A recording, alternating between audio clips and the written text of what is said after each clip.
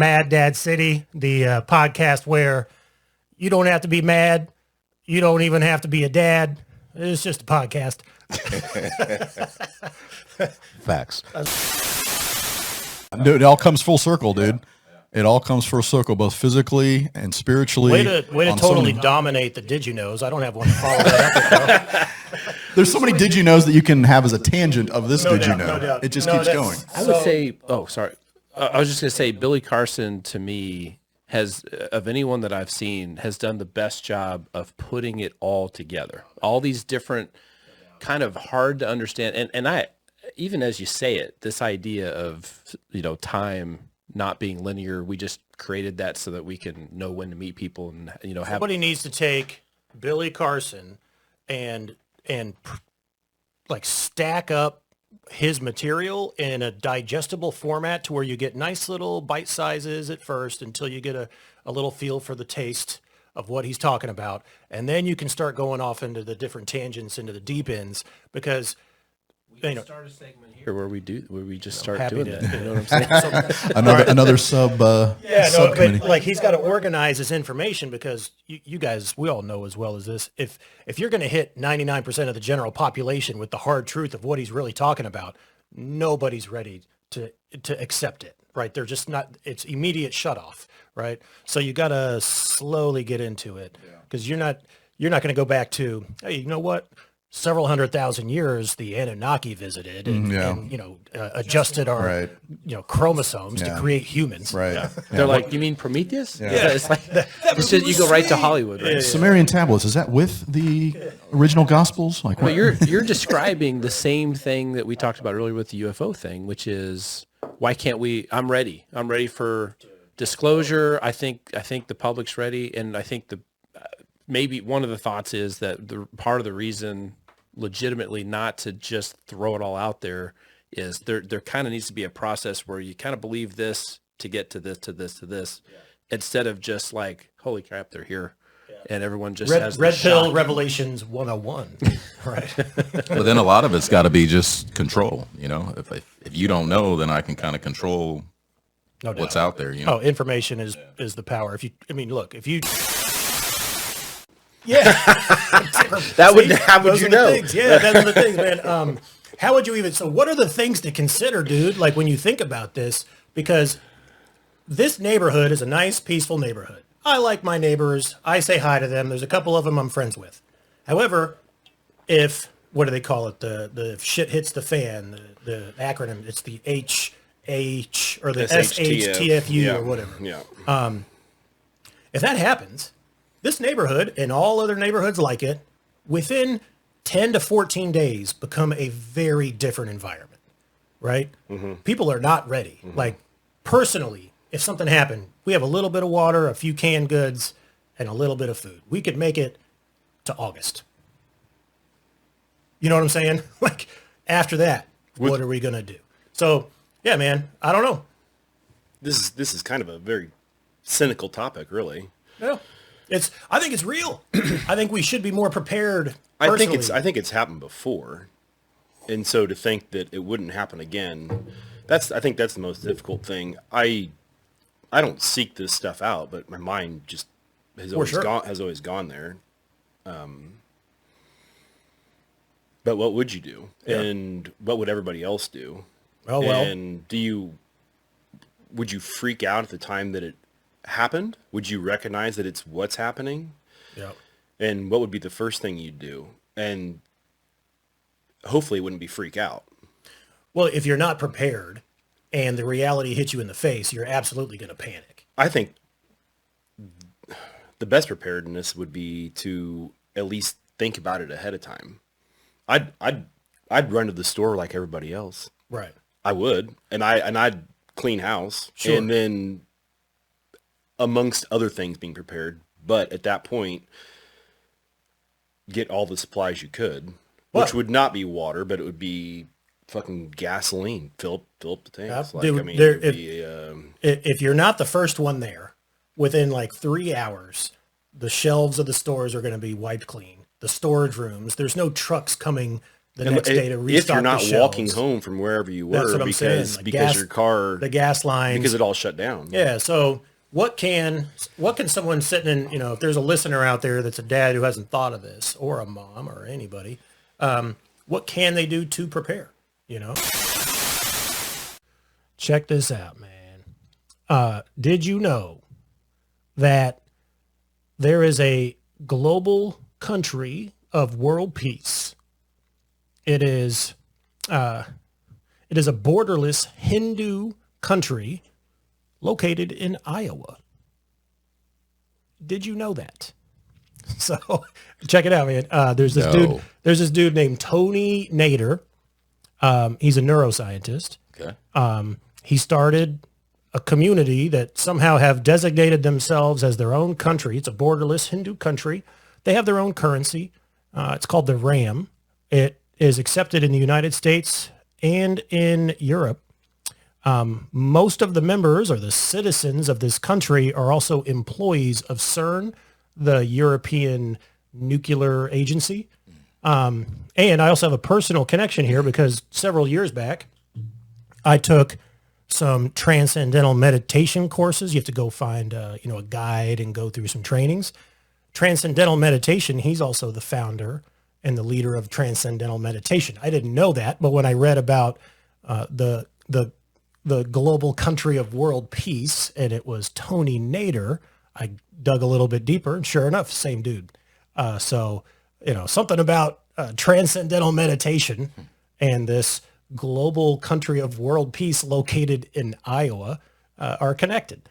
So did you know that? How are you going to respond to the country in Iowa called Global Country for World Peace? I think everybody at the end of the day, man, most cool people anyway. How do you have a borderless country to begin with? What does that even mean? You just live in the suburbs of some Iowa city and call yourself a country? I don't get it. It's a country of the mind. It's kind of like today when you hear this talk of civil war, the next civil war. So logistically, how's that going to work out? There was a clear battle line prior, from my understanding. You had the North and the South, right? It all Now, right here. yeah, but but how's it going to work? Right? Everybody's mixed together. And if there's a civil war, logistically, what does that mean? How's it going to work? I don't know. Do you have any? We need to go get some guns. I don't have any guns. I did look at some guns last weekend. In 2004, Okay. Barry Bonds reached base safely Sports. 376 times. Does that impress you? Sure. Anything that dude did at that point in time was impressive. But here's the kicker of that. He only had, remember, the number was 376. He reached base safely 376 Is this times. in one season? In one Okay. season. All right. But in that same season, he only cataloged 373 at-bats. So how many of those at-bats were plate? I mean, how of those 376, how many were plate appearances? I Right, believe where this he- is the year he walked like He was walked 232 twice a times. game, right? Yeah. So But that's the stat right there. yeah, that's a ridiculous stat. That was when, was he at his peak at that point? That was his 72. How many home runs did he hit? 70 something? That might have been like one of those off years he had that were still like talked about as You would turn on the TV. It's Barry Bonds. He choked up 2 or 3 inches on the bat. He'd take half a swing. Ball would go into the bay. He'd round the bases. It was. And that's another thing. When you look at, they call them, what do they call those when they hit them into the bay? They have like an actual name they call them, bay bombs. We'll just Whatever call them they bay call it. bombs Yeah, for right yeah. now. I guess that guy has like 182 like bay bombs, and the next guy close to him has like 3. yeah, like something single digit. Yeah. It's like Okay. Is there a mass like conspiracy play here to slowly warm up the public to the fact that we're not alone, right? With all of this little slow trickle of information, it's hits a little bit of the main headlines today, but Anyway, so you've been paying attention to it. So. Yeah. So it just have to wait and see. Okay, and no matter there's a certain group of people that you're never going to convince, regardless of what you have, and that works both ways too. So we'll see, but it's just interesting to follow it and listen to this and so forth. So Well, if you subscribe to the Graham Hancock theories, right, of, hey, we've been around hundreds of thousands of years, if not longer. And as you just look at over the past few hundred years of our current last 10,000 years of existence since the last ice age, this new reset of society, we continue to get taller and taller, just us, right? Napoleon was, what was he, like 5 feet, right? Just, yeah, each generation is just a little bit taller than the prior generation, it seems like, right? So if there were humans that had been around for hundreds of thousands of years, it only makes sense that there would have been some primitive groups of, actual humans, but that are giant, because we are headed in that direction as well. So if there were remnants of survivors over what are the cataclysms were 12,000 years ago, it does make sense. And so that's, I don't know, curious on your guys' thoughts, but there's a lot of newspaper articles out there from the late 1800s and early 1900s that mentions actual giants, and it just sort of faded away from Well, even the existence. Sumerian tablets. I mean, There you go. the most ancient writings on the face of the earth that we know about. Bible. I mean, No, just to expand your brain, because what occurs to me in terms of like how we think, one thing that we have accepted as a society that limits our thinking is that it's the year 2023. Historical context. Yes. So, but it just doesn't, the common person that doesn't try to think beyond that, it's like even though we've been in existence longer than 2,000 years, it just limits your thinking to about 2,000 years of a window, right? When obviously it goes way, way further back beyond that. And so It's hard for us to comprehend the length of time this goes back because of our what we see, what we touch, what we feel in our current environment was light years different from what it was. that's back what's or to allow others free thought, which is Renaissance means rebirth, and so the persecution from the Romans. So that's just a little tidbit from the Renaissance that interesting.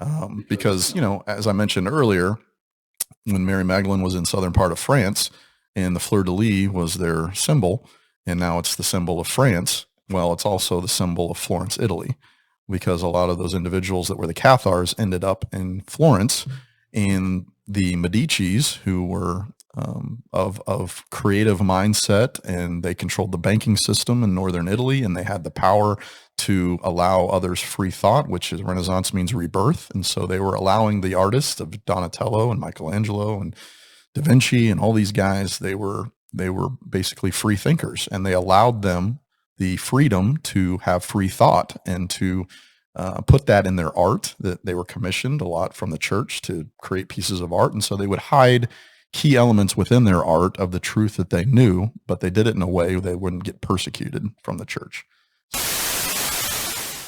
You had a very interesting question, like why do they use the they term? My question is simply, why are we making such a big deal about what people do behind closed doors? I believe there's still a lot more good going on in this country, in the world, than there is bad. I still believe that.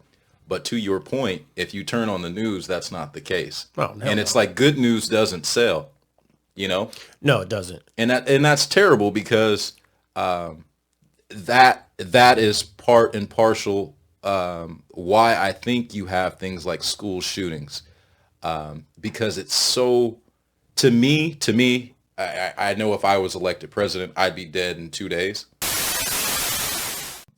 Tell you the truth, the book, The Da Vinci Code, even though it's based on a fictional world, really inspired me to dig deeper and to be curious and to ask the question why.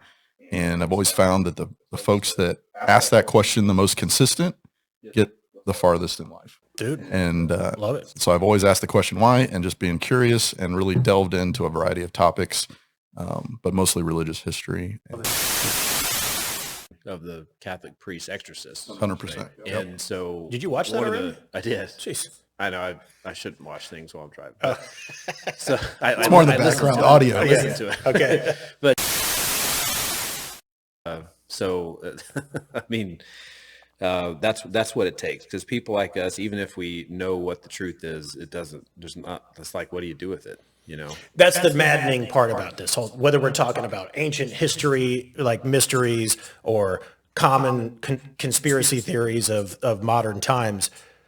When you get to this motivation of like, I want to do more, I want to learn more, I want to figure this out, at some point I'm going to run up into the reality of, okay, let's say I solve this shit. So what? Yeah. And then two, damn it, my boss is calling. I got to work. You know what I'm saying? Like, I'll see you guys next weekend and we can talk more. Well, I think as it relates, was absolutely human and Yeah. shaped story from that same professor. He said that, he's connected with a lot of universities and people doing work around islands in, Polynesia and South America. And he said that he is personally aware of someone he knows directly and trusts that through one of their archaeological digs, they found what they described as a giant skeleton that was absolutely human in shape and, and form, but just massive, and I forget, exactly if it was 10 foot or 12 or 16 or whatever. And so, naturally, well, where is it? Like, what happened? Yeah. Well, they called the Smithsonian. The Smithsonian came in and it's now gone. Now it's gone. Yeah. So evil Smithsonian. It put the Smithsonian in a negative light. Really? Naturally, well, where is it? Like, what happened? Yeah. Well, they called the Smithsonian. The Smithsonian came in and it's now gone. Now it's gone. Yeah. So evil Smithsonian. It put the Smithsonian in a negative light. Really? And if you were going to hide history, and we can get into the why would you do that, but if that was your goal, you would want to run something like the Smithsonian, that is the institution that people trust to come and So have first dibs on. Note to self: when you discover skeletal remains of giants, or some sort of ancient mystery your that would backyard. help to change the paradigm, don't call the Smithsonian. Maybe document it somehow. Well, in a detailed way before you do anything, right? it does. I mean, we do live in. Obviously. Yeah, of course. So yeah, I don't know. We'll see where it goes, but it's pretty interesting to try to catch up with, right? Yeah. No, that's true. That's true. I'm always skeptical of a lot of this, obviously. Yeah, of course. But the thing that if this is true, they're actually coming from alien nations that are far more advanced than we are. Yeah, which would be And- awesome. Yeah, and which have also discovered time travel, traveling faster than the speed of light. And it had to do with fishing up there in the New England area. And it was interesting because it impacted the fishermen. And they were interviewing some fishermen. They said, well, I don't know anything about this because I don't follow the news. Okay. And I think there's a huge number of people in this country really don't follow the news. Yep. Don't read the papers and so forth. Now, what's sad is that they completely dependent on social media. Well, that's not the best way of getting your news. It's siloed. You don't Yeah. get diversified opinions. That's The way the algorithms work, it just reinforces your own current belief system. Yeah, that has impacts on a lot of things. Oh, right? yeah. Political, just how you look at the world, right? That's the whole point of social media. The whole point of the social media age has been to connect people, but really it's been dividing. Yeah. I think everybody should have to watch the Lorax in school. Okay. I think it's a So main takeaway here for the listener audience, go check out the Lorax. Life lessons. better do it. how big did you think Arnold Schwarzenegger was, like height-wise? You watched Commando. You watched. Probably 6'4". Okay, go. Oh, shoot. You got it? Spilled your squirt. Caught it. Oh, okay, right on. Actually, So where I'm going with this is he's got a comment in there. You know, he's from Austria. He had these visions when he first realized, the bodybuilding community was tied into the entertainment industry. He saw some magazines and saw a movie trailer in Austria and just started dreaming about America. And he just started lifting weights, right? Just started pumping iron, ridiculous religious style, right? There's a comment in that where he started to talk about, hey, when you're at the Mr. Olympia level, you're at the, whatever, these competitions, everybody does steroids. Everybody. You're not up there if you're not doing steroids at this point. This is the 70s and early 80s probably. But he also made the comment, well, it's doctor supervised and it's only 4 months out of the year, which is 33% of the year. So you're doing steroids a third of the time and you're only doing them in the 4 months leading up to a major competition. And he only credited it with 5% of his gains, which didn't add up. But it's also like, look, I get it, man. It's a performance enhancer. My guess is if you're doing steroids a third of the year, just psychologically, you just don't want to personally give credit to your gains because you want to take the credit. Hey, look at my work ethic. You might be working hard and so forth. I get it. But you're also doing steroids. You got to give it the credit where it's due at least. Wouldn't you, as a bodybuilder? As a bodybuilder. That's that phrase. As a bodybuilder. Bodybuilder. Yeah. That's the one that just says. There's a lot of credit, man, to quicker recovery times, especially in a daily sport like a baseball.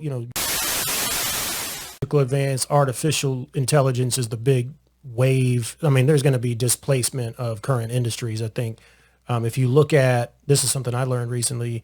So you've seen the valuations of the ride sharing products that are, Uber and Lyft, right? So Uber is valued at, how many billions of dollars, and they've never turned a profit. Do you know why people continue to invest in Uber when they get the chance, anytime they have another round? Is because they know as soon as the technology gets to a point where you can eliminate the drivers, then Uber is going to turn a profit. Mm-hmm. But they've never turned a profit yet, but they still continue to be valued at, 80 billion, 100 billion. I don't know what the valuation is, but that's the thinking from the investment community is right. As soon as driverless cars are readily available and that technology can be deployed to the ride sharing, then, the drivers don't have to be paid. And then the whole economic model inside of the ride sharing flips. And then all of the drivers that are out there enjoying, the flexibility of being a contract worker within Uber, then they just don't get any more rides. I think we'll call Red Pill Revelations. I like it. Mad Dad City, Red Pill Revelations. Subgroup. Yeah, man. So I've had a cool The skiff. the skiff. Yeah, this is the skiff. Yeah. That's a good one. Yeah. God, why aren't they in the skiff? I don't understand. The red pill It's skiff. making me mad. Get in the skiff. Rich, you know what the skiff is? No. Oh, we got to get your mic. Skiff. Sensitive compartmented information facility. How? So we'll see, but it's just interesting to follow it and listen to this and so forth. So Well, for the group of people that you would never convince, what would it take? Right? I have no idea. It's like, but what if you and I are sitting right here, we have 3 cameras recording, we have audio, it's all being recorded, and then something crash lands in the backyard and we record it live, but it's not going to be the recording for them because obviously now you've got deep fake technology, you've got AI, deep fake, all this stuff that, before that you could even use Hollywood cinematography, whatever the case is, right? CGI, etc. It's super realistic. But I guess it would have to happen to them in order for them to accept it. And that's what a lot of people that actually have the stories is like, I never believed it. It happened to me. Now I believe it type of thing. As long as I come out of it safe and unharmed, I hope it happens to me. I'd like to confirm this stuff, even if I'm not allowed to state it or to talk about it. I would at least know. Yeah, You know what I mean? That's true. That's right. Accept things, piece of information that we can dig into and research further. To me, when you learn something and it awakes you to some new reality that you haven't considered prior, that to me is the term of what woke means. But that term now has just been grabbed and rebranded to mean something completely political, where it just is a blanket definition for anything you dislike about the other political party. Yeah, it's used to further agendas. You know, it's there's intent behind it. That's what I always thought that word meant. So I was real confused, a couple of years ago when the woke movement was having all this backlash. I'm like, what do you, and so, because my definition was different than what the other definition was. So anyway. Look it up because I'm like, this. So the movie Terminator and Terminator 2 and it's Skynet is the AI network, right? Yeah. And so the whole, I mean, most everybody knows, but it's. I watched T2 like 3 weeks ago. Cooper and I watched it right around 4th of July. We generate this technology and it takes over, and decides to get rid of us. So the military right now has a program that is, it also relates to the movie Stealth with Jamie Foxx and Jessica Biel, where these pilots are coming up with some AI. You call them a drone, but it's another craft. It's another jet that is AI piloted. And so they're getting the data from these human pilots as well as the AI craft and adding it all together, downloading it into their new AI system that basically gets all the information that would take a pilot, 10 years to learn, all in a day. And so right now, and I wrote down the names of but the program's called Skyborg. Of course it is. Of course it is. It's a real program. That'll be the next Hollywood movie, by the way. Too bad it's not NetSky. Right. It talked about, the Book of Enoch talks about UFOs then. Yeah. And so how that book doesn't get in the Bible, I get it. I get why it didn't, because it's like, wait a minute. There's another entity here. Yeah, they're not ready. They're not ready. But I mean, he talked about UFOs in that book constantly. Yeah. It was, in the Sumerian tablets. It goes back to the earliest writings of some sort of extraterrestrial beings, giants, how it all ties together. But it's been around. It's in hieroglyphics. Mm-hmm. These ancient beings, ships, space vehicles not of this earth are in these hieroglyphics. All right. So check this out. I'm at Starbucks this week getting a drink. I'm in the drive-thru. It's a long line. I'm kind of kicking myself for